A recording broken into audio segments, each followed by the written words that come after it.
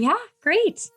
Well, everyone, welcome back to a very exciting episode of the Storybox podcast. Today, my friends, we're going to talk about relationships and how to have a much better relationship. Today, I am delighted to welcome Elizabeth Earnshaw on the Storybox today. Elizabeth is a founder of A Better Life Therapy and influential Instagram therapist as well behind Liz Listens. You can go check it out. She holds a master's degree in marriage and family therapy, is a licensed marriage and family therapist, and is a certified Gottman method. So for those of you that don't know John and Julia Gottman, their method is pretty astounding. So the Gottman method couples therapist too. So she's got a lot of qualifications to her name, which means you can trust her.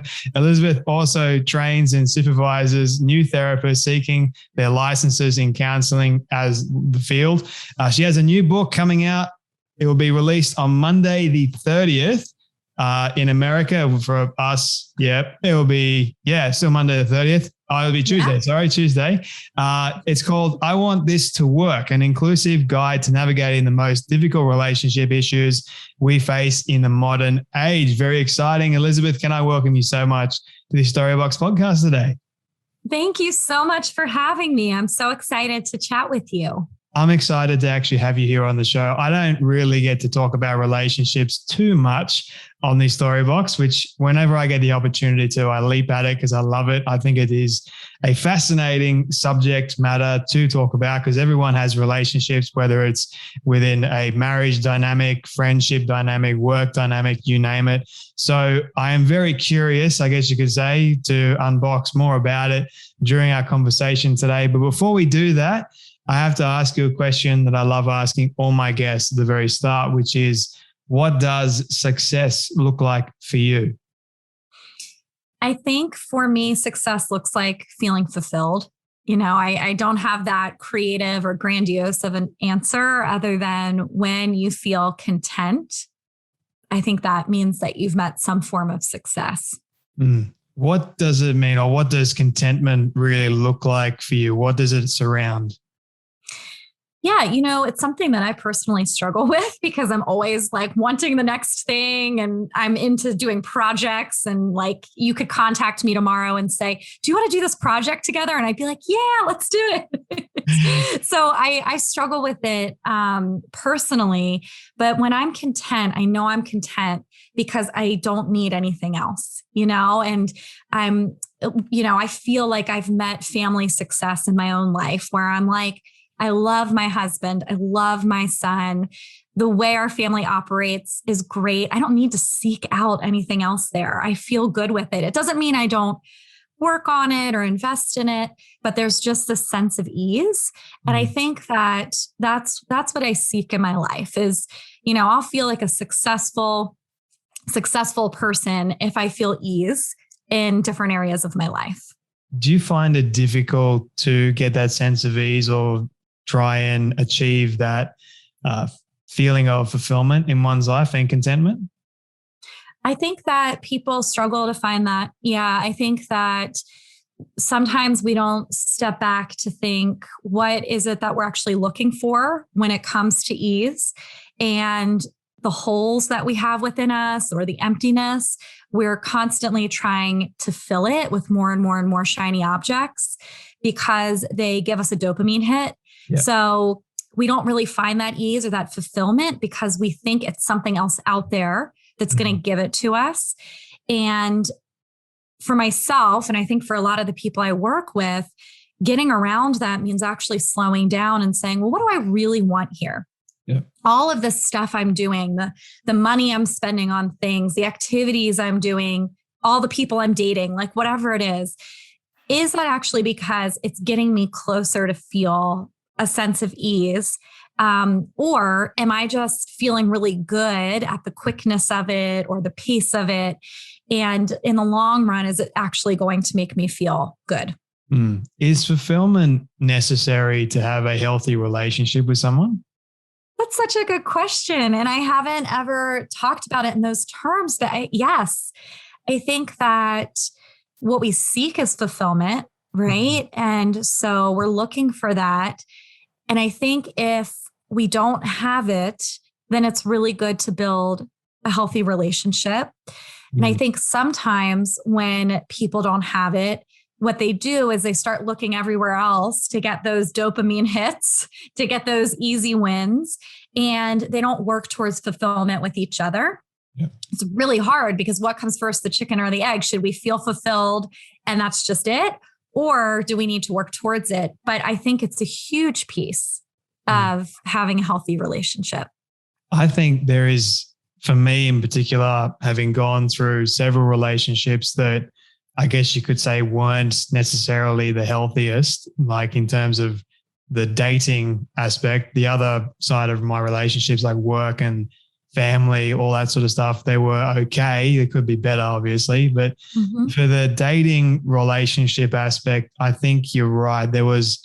For me, I was chasing that sense of fulfillment. Like I needed to find that level of contentment, so to speak, but I wasn't really finding it. So I felt like something was missing almost within myself, within the actual relationship. But there's so many like areas that interests me more or less to actually have a healthy relationship, not just fulfillment, but like it kind of feels like fulfillment is like the ultimate goal, if that makes sense. Yeah. That's where I looked at it. Yeah, when I was in those relationships. So yeah, I guess my question is like looking at all those areas, if we were to start from the ground zero and say, okay, what are the basis that we need going into having the dating aspect? What areas do we need to look at to build upon to make a healthy relationship going into dating? Yeah. So I like to tell people to look for 3 basic things, and they're not very basic, I guess, if we break it down. But I tell people you should definitely be looking, number 1, for respect. Do they respect you and do you respect them? And people, when they're dating, will sadly stay in relationships with a person for a while, even when they recognize there wasn't respect at the very start, right? So are they always showing up late? Do they say things that are rude to you? Are they disrespectful towards other people?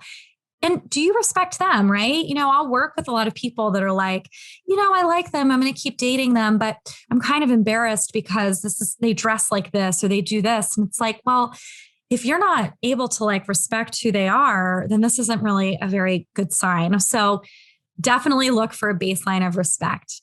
Yeah. The other thing that I suggest that people look at and pay attention to is reliability. So how reliable is this other person?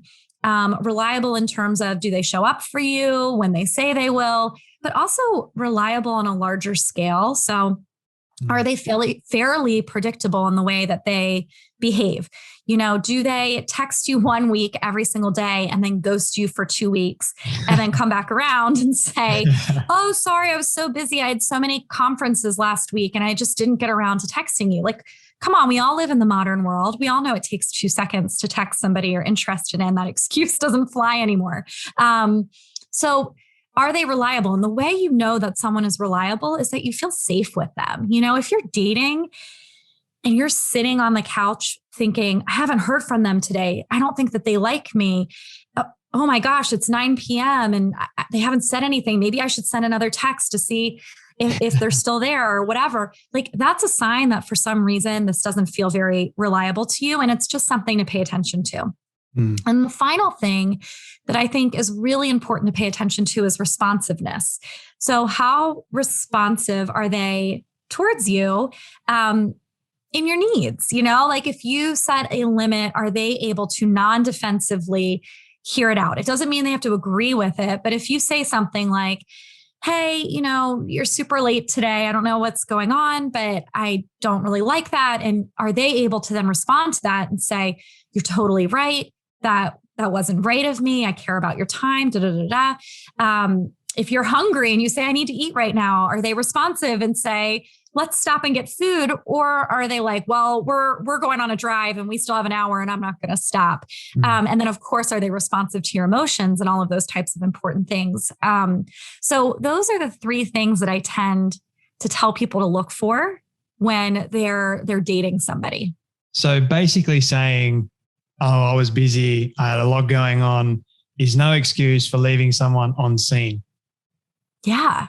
I mean, there's obviously different levels, right? Like, Mm. I'll be the first to admit that I left my best friend on scene yesterday. And after this call, I'm going to get back to her. But come on, when we're dating in the beginning, if we're really into someone, that person does not get left on scene. Yeah. The people that get left on scene are, our colleagues who we picked up the phone and we saw that they texted and we had to hop into a meeting. Our best friends who we are certain are around for us and we'll get back to them tomorrow once we have time. When you're dating someone and you're supposed to be wooing them and showing them your best self, if your best self is that you didn't even think of them while you were away on conferences the entire time, I don't know that that's a great sign. To me, leaving someone on scene is just not respectful as a whole. Like Totally. even if like I'm interested in that person, I'll never leave anyone on scene. I just don't feel right about it at all. Like even if I'm extremely busy, it might take me a little while to get back to them, but I won't open the message so they know that I've seen the message. I'll just, when I have the time, I'll go into the message and take the time to respond. Like, because I believe that we can all carve out, even if it's just 5 or 10 minutes in our day to get back to someone. It makes them feel good, it shows respect as well. And it shows a level of commitment too, in my opinion. Absolutely. And I just don't feel like it's nasty. It is. Yeah. It is. And, especially if they keep writing you. Yeah. It's one thing if you accidentally opened a message while you were like mid-meeting and it slipped your mind and it's been only a couple hours. But if they follow up again and they say, hey, I still haven't heard from you, and you just ignore it, and then 2 weeks later you come back around and say, oh, sorry, I was so busy. It sends a signal. And again, it depends on what type of relationship you're looking for there. But the very start of a relationship, we are so fueled with hormones that when we're really into somebody, we are remembering that they messaged us. We are thinking about that. You deserve to be dating someone who is just as riled up about you as you are about them. And so if you wouldn't leave them on scene, but they do that to you, already an unequitable relationship. It's not great. What are some things that we should look out for to actually distinguish between whether or not someone is in fact interested in us, like in terms of the social media world? I know it's a bit difficult to do that, but what are some things that we should look out for, even if they say that they are somewhat interested in us and then they still leave us on scene? Is that a warning sign? Yeah, I think that if that happened and you bring it up to them, look for their response. We're all different human beings. So I'm making this grand, I'm painting a big picture here and saying anybody who does that is not a good match. And that's not completely true. But are they able, when you bring it up, to be responsive? So it comes back to these 3 R's. You feel disrespected, you bring it up and say, look, that's not cool with me. I messaged you 3 days ago. When I'm dating somebody, I really expect that they communicate with me. And if they respond back with, you're being so dramatic, what's that all about? I don't owe you anything. This is another signal, right? That they're not able to respond to you and who you are and what you need. Now, if they write back and say, oh gosh, I'm so embarrassed. I tend to be someone who's just honestly not super communicative. And I do think about you a lot and I'm going to try. Then that's great information because it means that they heard you out.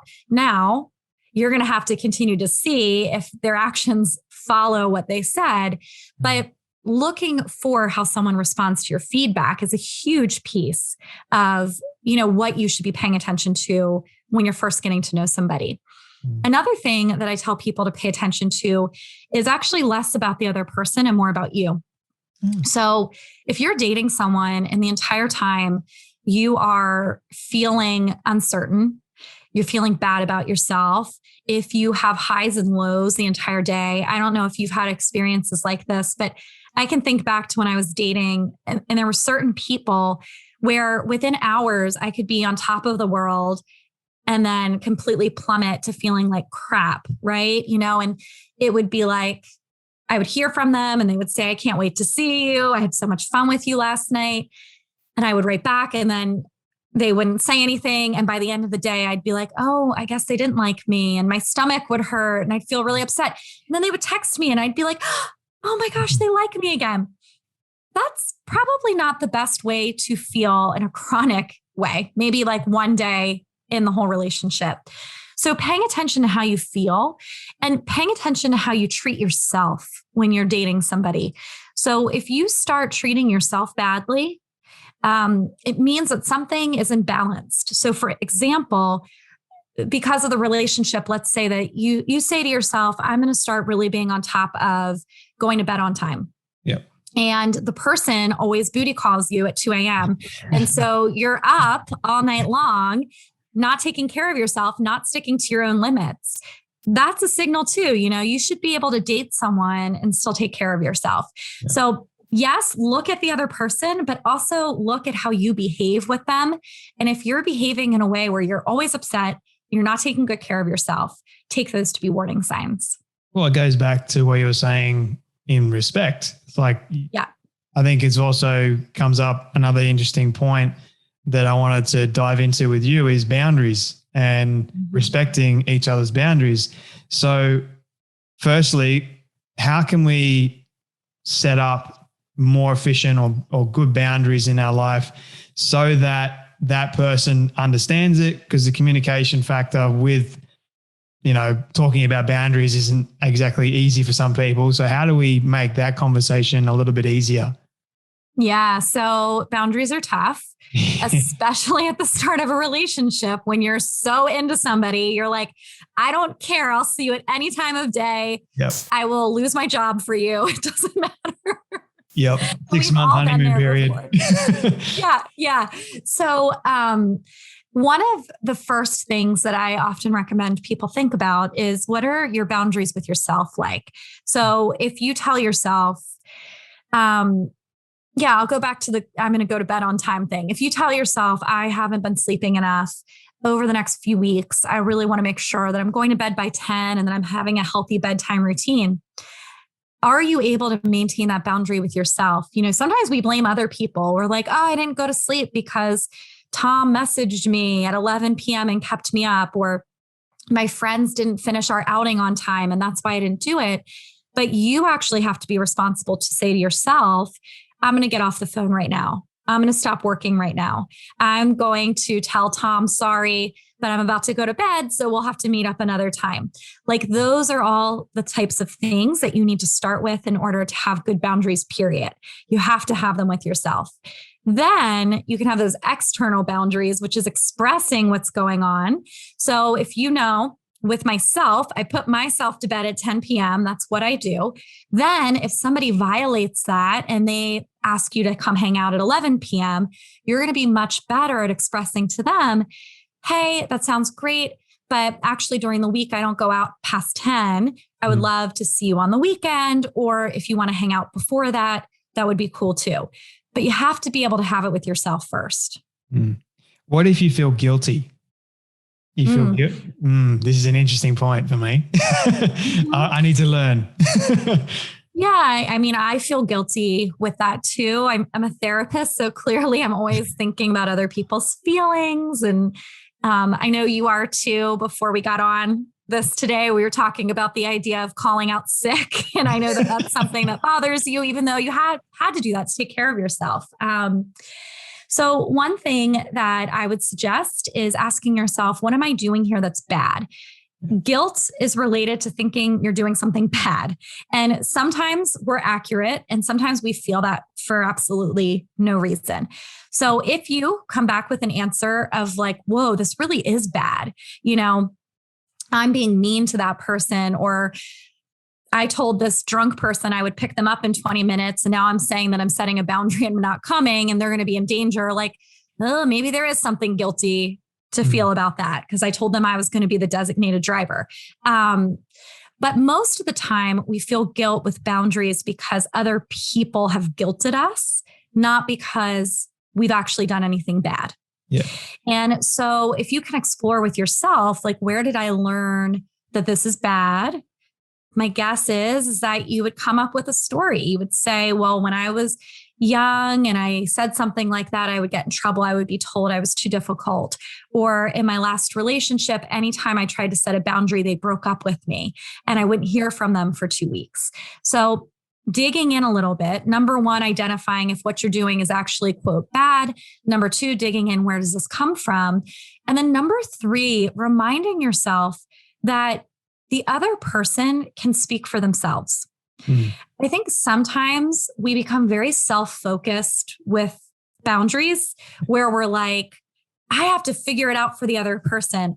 They're not going to be able to tell me they're upset, or they're not going to know what to do with this. They won't be able to figure out the problem. So we feel guilty on their behalf. And it's important to remember that you might say something. You might say, I can't hang out past 10. And they might respond, well, that really upsets me because I'm a nurse and I don't get out of work until 11. How am I going to see you? But that's their right to be able to have an emotional experience. So just reminding yourself of that can sometimes be really important.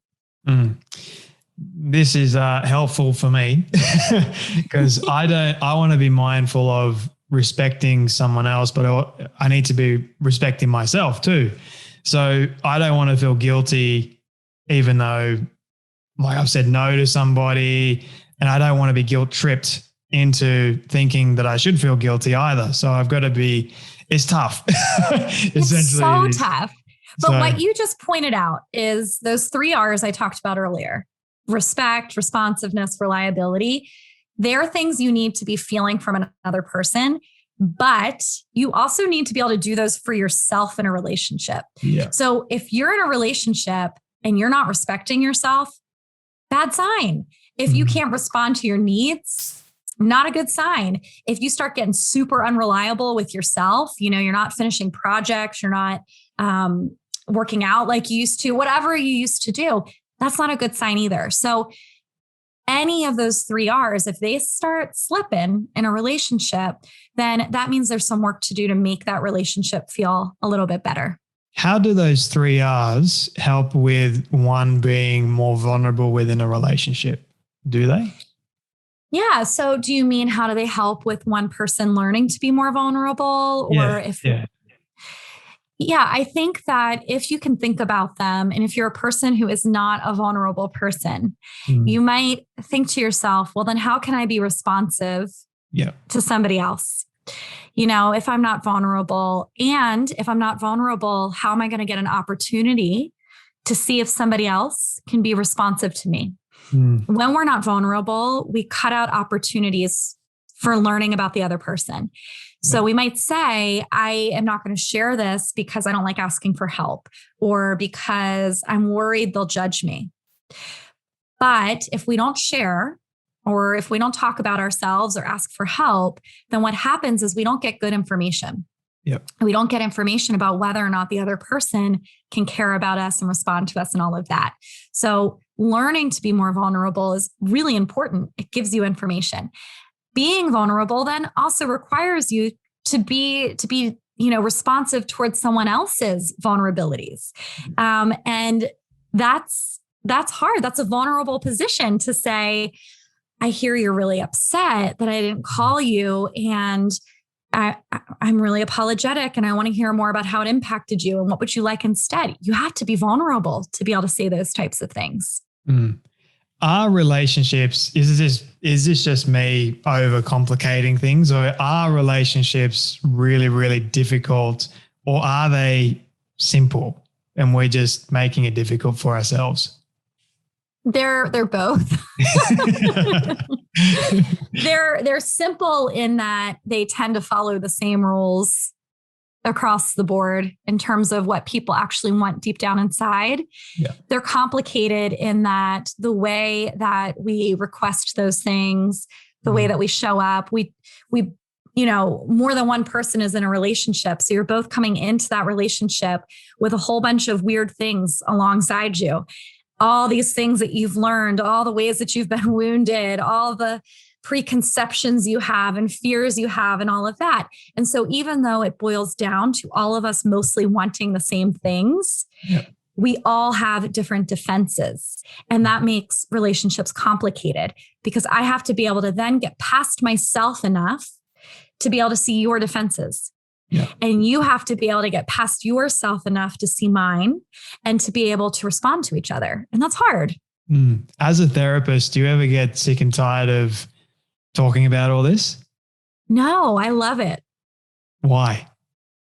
I think that it's fascinating. It never gets boring because every single human being is so different. I've worked with hundreds of couples, like thousands and thousands and thousands of hours have been spent with just to get your license. You have to see 3,000 hours worth of couples. So I don't, in the last decade since having that, I don't even know how many hours I've worked with people, but I've never met people that are all the same. And they always have interesting stories, and there's always something to empathize with. There's always something to learn. There's always a new, unique combination of human coming together. And I think that, people and humans are what make my world go round. So there's no other thing I would rather do. What got you interested in being a therapist in the first place? It's not a very romantic story. That's okay. So, like the basic story is that I went to school for a million things. I went to school for like international relations. I didn't know what I would do with that. I went to school for organizational development, which is how business is run. I went to school to be a teacher. I was a terrible teacher. And when I graduated with my degree in organizational development, I was like, what am I going to do with this? I've never built a business. Like, who's going to ask me to consult on their business for them? So I was driving down the highway, like utterly lost in life, probably literally lost too. And there was a billboard that said, you should join this couples therapy program. And I thought, yeah, I should. That sounds really interesting. And I went home and I applied and I got in. I didn't apply anywhere else. And it's been history since there. But obviously, I've done some more digging. Like, why was that attractive to me? Why have I done so well in this field? Because it's been something I just love, like immediately knew what I was going to do with it. And I think it has to do with, I grew up with a lot of conflictual relationships, severed relationships, people cutting each other off, being mean to each other, all sorts of things. And so I think my whole life I've been in love with figuring out how do we make sure people stop hurting each other so much. And I just never knew what to do with that until I saw that billboard. Then I was like, yeah, that exists. I should do it. Wow. That, even though it's not like glamorous or anything like that, it's still a meaningful story for me. Because sometimes it doesn't have to be like, oh, this happened, that led me here and here. It can just be so simple as like a billboard. And like a literal street sign telling me where to go. Quite literally, like. And how long have you been doing it for now? So I have been doing it since 2009. Yeah. So I can't do math really well. So over a decade, 12 years, something like that. Yeah. And you are, if people go to your Instagram or go to your website, they can clearly see that you're good at it. You know what you're doing. You've helped so many people all over the place heal their traumas, their relationships. You've uncovered many reasons why relationships don't work in the first place. I think if we were to go into sort of like the more modern age now with relationships and why they don't work in the first place, it kind of feels like we've got more things being thrown against us than ever before. But before I ask you more about that, I wanted to ask you another curious question. What inspires you every single day to keep on going? Like, because it would be pretty difficult to hear all these stories, no doubt. What keeps you going? I see change. And I think that if I was just hearing difficult stories and I never saw people improving, I never saw people find value in it or connect better or make decisions to break up that were appropriate.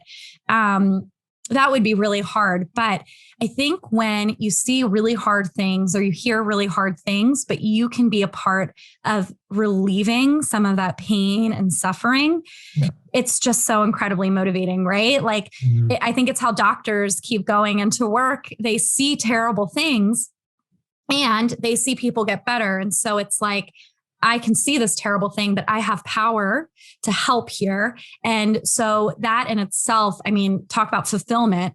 That's just such a fulfilling part of my life. What questions should we be asking ourselves on a daily basis in order to have healthier relationships? Are there any questions we should be asking ourselves? Oh, that's so sweet. Yes. Let me think of the best. I'll think of a few. They might not even be the best, but It's okay.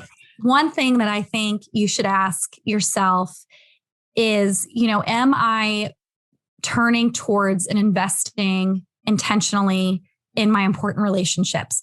So at the end of each day, it could be pretty powerful to ask yourself, and this goes back to like leaving people on red. How have I intentionally engaged with my relationships today? When people tried to connect with me, did I try to connect back to my important people? When, my partner or my kids or my friends were trying to get my attention, we call it bids for attention, was I able to most of the time? And I am not about perfect. I am like, so not one of those self-help therapist people that's like, this is exactly how you should speak all of the time or anything. Like, I get that there's reality. But most of the time, was I trying to be intentional? Is there enough time in my life for my relationships? I think that's another really important question you brought up. Modern age, our relationships are under so much strain and they don't have enough time to repair from all of that strain because we don't have time. So at the end of the day, if you say, wow, I don't think I've seen my partner or my kids all day, it's 10 p.m. What does that mean about your life? What has to change about it? What has to happen so that you have room? Because your relationships correlate more with your physical and mental health than anything else that's ever been studied. It's been studied again and again and again. And if you have happy, safe, meaningful relationships, you will be a healthier person. If you don't, it really hurts your health. So I think the daily question should be, have I invested in my relationships and have I had enough time for them? And if not, then what? What do I do? I think in today's modern age, we have become definitely connected to the internet and to different people. We're definitely wired, but that sense of meaning and fulfillment, I believe, can only effectively come when we are in each other's space, when we are together with each other. And I feel like throughout the whole pandemic, there's been a lot of people that haven't been able to see their loved ones. They've been struggling. There's been a lot of domestic violence, abuse, you name it, that's gone through the roof. The relationships have increasingly been struggling. There's so much strain being put on them. And I've felt the same thing in my own life. And I'm thinking, how can I make this better for myself? What does really a healthy relationship look like if I can't see them in person? What can we do in that respect? I guess that's my question to you. What can we do if we aren't able to see that person and still be able to have a healthy relationship? Is that really possible? Yeah, it's an interesting question. And I think the longer time goes on where we're having these long periods of time where we might not see people. One of my friends actually lives in Australia and she just saw her family for the first time in like 7 months. Yeah. And because of different lockdowns and all sorts of stuff. So it's hard. And I think at first it was easier. People could play into it a little bit. They could say, this is novel. This is fun. We can play a game online together. We can do a Zoom call. We can FaceTime.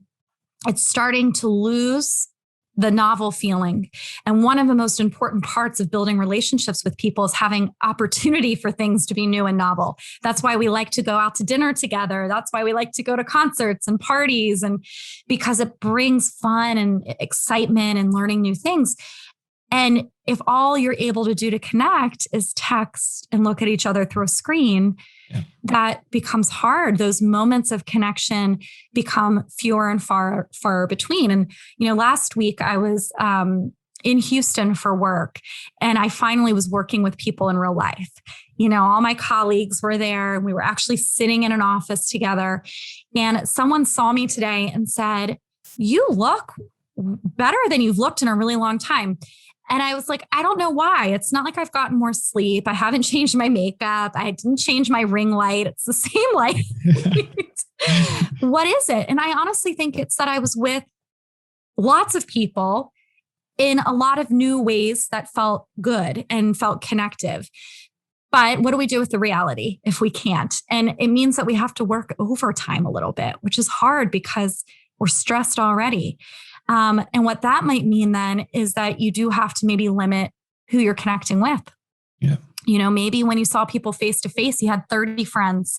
And maybe now, because it takes more effort to really be engaged, maybe now you only have 5. And those are your people. And those are the ones that you try to work really hard on building a relationship with. And at the same time, I encourage people to look at the reality of their losses. I don't want to sugarcoat this. You can try to build those relationships, and maybe some of them will feel really good. And at the same time, there might not be a fix. You might really be grieving that you're not seeing your family members in the same way, or that you're not seeing your friends in the same way. And that's really hard. Yeah. I always remember the Viktor Frankl quote. I believe it is, men can live without sex. They can live without stuff. But the one thing they can't live without is meaning. Finding that connection with someone and being able to be in their space. It's interesting, even in like a death camp, he was still able to find a sense of meaning with people around him. So I think if he can do it, we can too somehow, even though it kind of feels like we're being stopped in many respects. I mean, here in Sydney, Australia, and even in Melbourne, it was crazy the last couple of months. You weren't able to go anywhere. And, a lot of people felt the strain, but you weren't able to do anything about it, really. Like, it's just kind of like you have to take care of your own mental health somehow, some way, and still try and keep those relationships flourishing throughout that. So it was an incredible challenge. Yeah. Like I was saying, there's a lot of things that's pitted against us. But aside from the pandemic and COVID and all that sort of stuff, what are some other things that we're facing today in the modern age that kind of stops relationships from being healthy and working? Yeah. So pandemic, huge one. The second is definitely technology. And while technology does so much for us in terms of maintaining, it's a double-edged sword because we need it. It's how you and I are connecting right now. And if we aren't able to tune in to the other person because we're distracted by technology, then it causes huge problems in relationships. And of course, we can think of the big ways, like it's increased the capacity to have an affair or to gamble money that you shouldn't be gambling. But it also has these small moments created where I'm telling you a story and you're looking at your phone and the story was important to me and you didn't hear a word I said, or we're having together time, but we're watching TV and neither of us are even paying attention to the show because we're distracted with 80 other times. So we have no united focus. So, technology is another huge piece. The other thing that's challenging in modern times with relationships is that most of us were raised either through caregivers that behaved using an old template, or at least seeing it in the media, but we're not actually living that out right now. And what I mean is that we used to have a lot of what's called complementary relationships, which means one partner did X, Y, and Z, and the other partner did A, B, and C, and that complemented each other. And so people went into relationships and they knew their roles. And whether that was fair or good or whatever, up for debate, and clearly isn't something that I would personally want to live out because I love working and doing all the things I do. But what happened is that we grew up seeing people doing that. And then we got into relationships that are actually symmetrical, which means that both people are working, both people are taking on the tasks of the home, both people are having goals and dreams and ambitions that they want supported, but they've only been trained to do one half of the role. Yeah.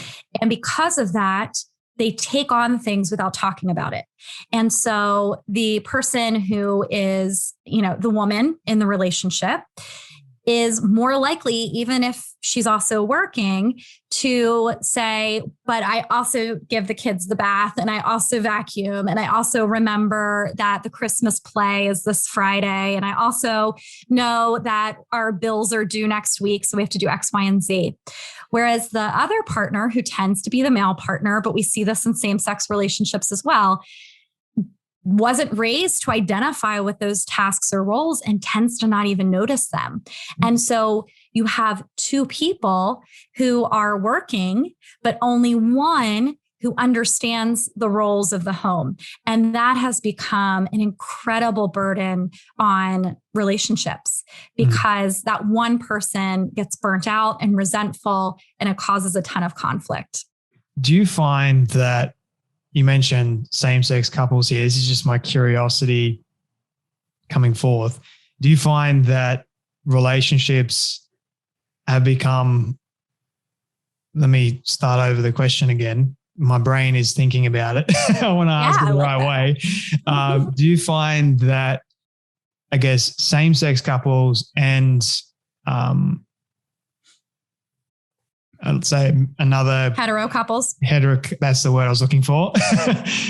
Do you find that they still struggle with the same things in relationship, and why is that the case? Yeah. So across the board, the same general things come up in therapy. And I mean, it's the case because in relationships, we tend to all struggle with similar things. We struggle to communicate. We struggle to express our needs. We tend to match with our opposites. So there's a lot of couples, whether same sex or hetero, that one person is more effusive and they like talking about their emotions, and the other person is maybe a little bit more closed off and doesn't necessarily want to talk about emotions. In terms of like that mental load thing I was just talking about, what we find is that because that was probably the template that everybody saw growing up, again, whether it was in media or through their parents, one person working, one person taking care of the home, that even same-sex couples will both take on those roles where someone tends to be more in tune with what needs to happen with the kids, what needs to happen with the housework, and the other person feels much more comfortable to let that go. What I will say is that research has shown that same-sex couples tend to navigate conversations about that better. So there is less defensiveness, and they tend to come to compromises that feel fair more quickly. And so when same-sex couples were interviewed around this topic, many of them said, oh yeah, it was a pain in the butt. Like I always knew what to do with the kids. They never even thought about what should happen with the kids. But when I brought it up, they heard me out and we came up with a compromise.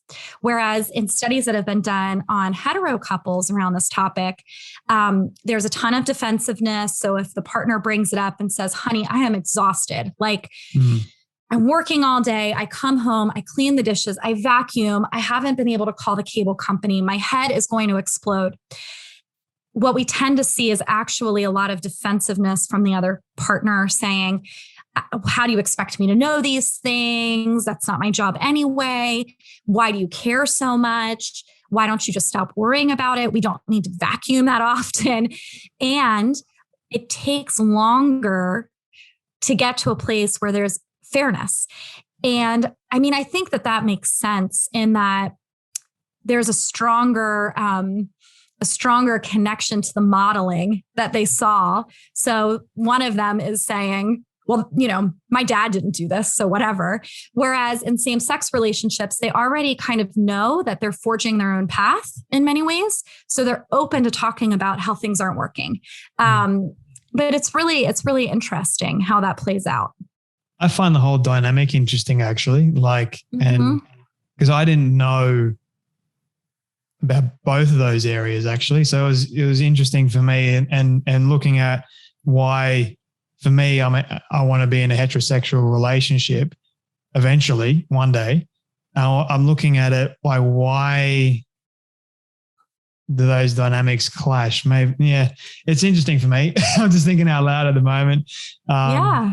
But yeah, anyway, I do want to be respectful of your time, Liz. I'm loving this conversation. I can ask you so many questions, but a couple more questions for you, if you don't mind. Yeah. I do want to go back to the vulnerability question and ask you and kind of spin it. What has been the most vulnerable moment for you in your life? Probably becoming a mom. It's such a vulnerable experience to become a mom, or a parent in general, I'm sure. But there's so much vulnerability that just goes from the moment that you find out that you are pregnant and you have no control over your body at that point. Like you could eat as healthy as you want and all of that, but your body's going to do what your body's going to do. And the medical system's going to do what the medical system's going to do. And you have to be able to trust doctors. You have to trust your body. You have to trust your partner. You have to ask for help, even with small things like, can you lift that for me? I can't lift it myself anymore. Or I guess I have to call out of work because I've been vomiting all day. And then you go into a room with a ton of doctors. I had a C-section, and you have to trust them to, cut you open and keep you alive and keep your baby alive, which is huge. And then you have to be vulnerable enough to constantly admit you have no idea what the hell you're doing. And so, yeah, I would say that that's the most vulnerable moment or series of moments in my life. What do you love the most about your story and yourself? About all of my story or my vulnerable moment story? All of your story, like as a whole. I think that I love that I tend to have just a really positive outlook in life. And I'm definitely not a toxic positivity person. I'm not somebody that's like, always think on the bright side. But one of the things I love about myself the most is that when I have a problem, I think that it's a really interesting thing to solve. And so I'll be upset about it for a little bit, but then I get into creative mode and I'm like, I'm going to figure this out. Like I'll find a new path. I will talk to somebody and I will stay up until 6 a.m. figuring it out. And that for me has been what's gotten me throughout my entire life. Like anytime I've faced some sort of challenge, I have been able to say, I'm going to solve it. It's okay. And so, yeah, I think I like that. I think I like that I trust myself. I like that. All great answers, by the way. Yeah, and thank you. I wanted to ask you about your new book, I Want This to Work, which is the title. Why did you decide to write this particular book? Was it hard for you to write, or was it a sort of an easier experience for you? Yeah, so I wanted to write it before the pandemic. This was something that started in 2019. And I wanted to write it because when I was meeting with couples, there were a couple issues in terms of books. The first was that there was no book that had all the info in it. There was a whole bunch of different books. So I would want my couples to learn about attachment styles, and I would have to recommend Attached. I would want them to learn about communication, and I would have to recommend Gottman. And the likelihood that people are going to read that many books while they're in couples therapy is pretty low. But the other problem was that when I recommended books, they weren't inclusive. And what I mean by that is that they would be couples who had, couples who were definitely hetero, Barbara and John, but also couples that had very Anglo names. And it just seemed when you were reading the book, when I read it, I didn't even notice it because my name's Elizabeth Earnshaw and I'm in a hetero relationship. So I identified with all these couples in this book. But I remember I had a couple that I loved working with so much. I loved them dearly. And they came in after I recommended a book and they said, this is really interesting, but there's not one gay couple in this book. Because, books give lots of examples throughout. And I said, oh my God, you're right. Like I've never actually noticed that, to be honest. And that's terrible. And they said, yes. So does it apply to us? And that was heartbreaking because the information in that book in particular had been researched on same-sex and hetero couples, and the research showed that the information fit for both, but they just weren't weaved into the book. And so I really wanted to create something that I could give to people and where they would feel seen in the book. What do you hope the most for people to get out of reading your book? I hope that they learn to feel empowered, that relationships have some sense built into them, that they aren't just these chaotic things that they feel like. And that once you understand yourself, once you understand some of the skills that you need to practice, that you can start to have, some more empowerment within the relationships, that you can start to build in more direction, and that they can feel more safe and secure. Where can people get a copy of the book, or where do you want people to get a copy of the book, more or less? And where can they connect with you and learn more about you, Liz? So you can buy it anywhere books are sold: Amazon, bookshop.org, any of the bookstores where you shop. In Australia, you can get it on Audible, Kindle, hardback. All the things are there. And if you want to connect with me, you can connect with me at Liz Listens on Instagram, or you can go to my website, ElizabethEarnshaw.com. Is the book coming out in Australia at the same day as the US? Yeah, November 30th. Oh, that's awesome. Well, I'll be in the bookshop. Amazing. And hopefully I get to see it in my local bookshop, and then I'll take a photo of it and then if it's let you know. not there, tell them, be like, I want you to order this book. Because I think I will. I do that actually. The local bookshops only order things if you tell them you want it. Or if it's semi-famous, that sort of thing. It's kind of like, this is going to sell in my shop. But what I love doing is I have a lot of friends that I don't get to see their book in the bookshop until I go up to the counter and beg them. I'm like, this needs to be in here. Why isn't it not? Do that for me. Yes, I will, 100%. You got my word on that. Amazing. Liz, you're awesome. I've really enjoyed this conversation. My final question for you is a question I love asking all my guests at the very end. It's a hypothetical one, but I want you to imagine with me for a moment that you've been able to reach the age of 100. All your friends and your family have decided to put together a film for you of everything you've ever said and everything you've ever done. Don't ask me how in the world they got it all. We'll call it magic for sake of argument. They've been able to get it and show it to you on your 100th birthday. What do you want that film to say and to show about your life? That I had a lot of fun and that I was very kind. And those are and that I made a ton of mistakes. I would be totally open to watching all of my mistakes because I think that means I took risk. Great way to end this conversation. Liz, thank you so much for your time today, your wisdom and your advice that you poured out to everyone that was listening and watching today. Thank you so much for being a guest and joining me today on the Storybox podcast. Thank you. It was so nice to talk to you.